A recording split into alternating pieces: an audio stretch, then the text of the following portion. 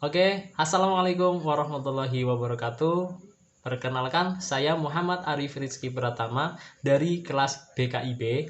NIM saya 214110101083. Di sini saya akan mencoba menjawab 3 pertanyaan atau 3 persoalan dari dosen Ibu Kurniasari Wiwaha MAG, dosen mata kuliah Metodologi Studi Islam. Mari kita masuk ke pertanyaan. Baiklah, untuk pertanyaan nomor 1, yaitu pertanyaan warna hijau. Jelaskan dengan argumentasi kebutuhan manusia kepada agama dan latar belakang perlunya manusia terhadap agama. Akan saya jawab pertanyaan nomor 1. Manusia adalah makhluk yang diciptakan paling sempurna oleh Allah Subhanahu wa taala. Oleh sebab itu, manusia tentunya membutuhkan berbagai kebutuhan seperti kebutuhan pokok, kebutuhan sekunder, kebutuhan tersier.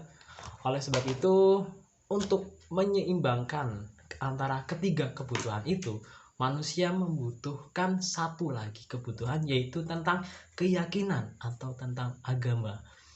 Kenapa? Karena dengan manusia memiliki keyakinan, memiliki agama, mereka akan memiliki batasan-batasan atau aturan-aturan agar tidak melakukan hal-hal yang kurang baik, yang dapat menjerumuskan ke dalam kejahatan, ke dalam pembunuhan atau yang lain-lain, atau saling menjatuhkan seperti itu. Oleh karena itu, manusia sangat membutuhkan agama. Itulah jawaban dari saya. Terima kasih.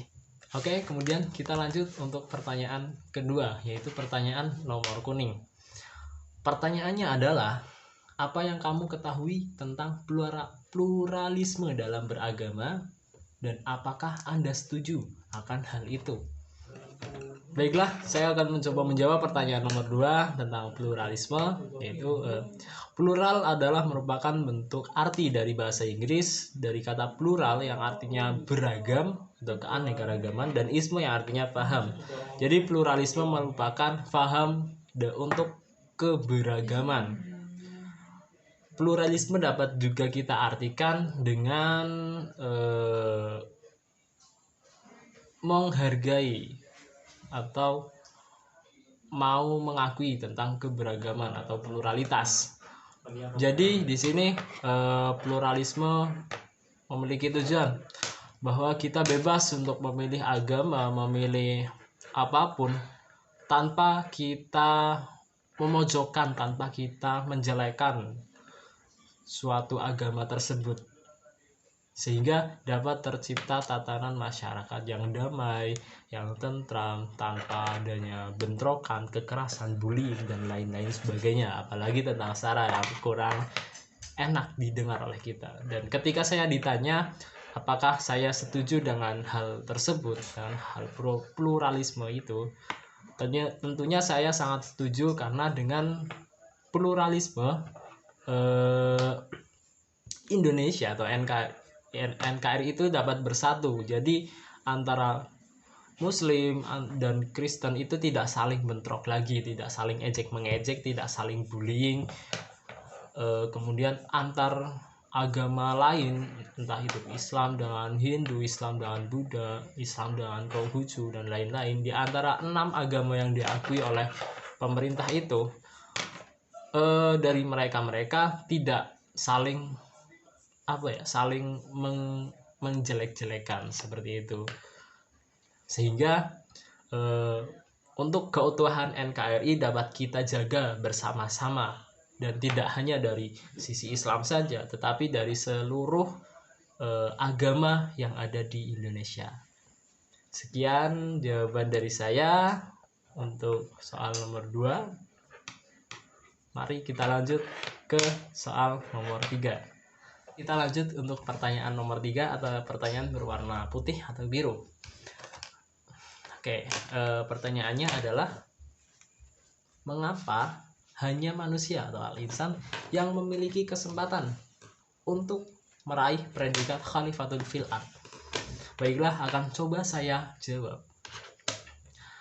Mengapa hanya manusia yang mendapat kesempatan untuk mendapatkan julukan Khalifatul fil ard?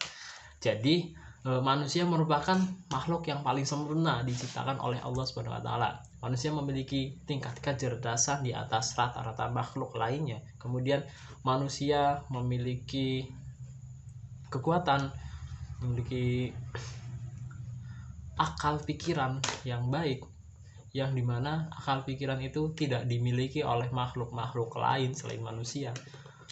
Dan karena itulah manusia mendapatkan kesempatan untuk menjadi Khalifatul fil ard, seperti yang disebutkan dalam surat At-Tin ayat 4, laqad khalaqtal insana fi ahsani taqwim.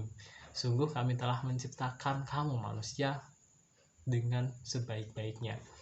Dari situ dapat disimpulkan ya bahwa manusia merupakan makhluk yang terbaik diciptakan oleh Allah Subhanahu wa taala.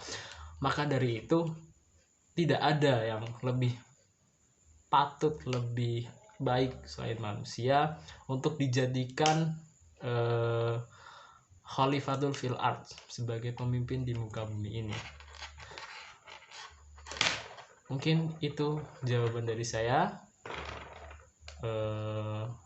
Untuk keseluruhannya, apabila banyak kata-kata, pengucapan kata yang salah, kemudian jawabannya mungkin masih kurang tepat, saya mohon maaf sebanyak-banyaknya.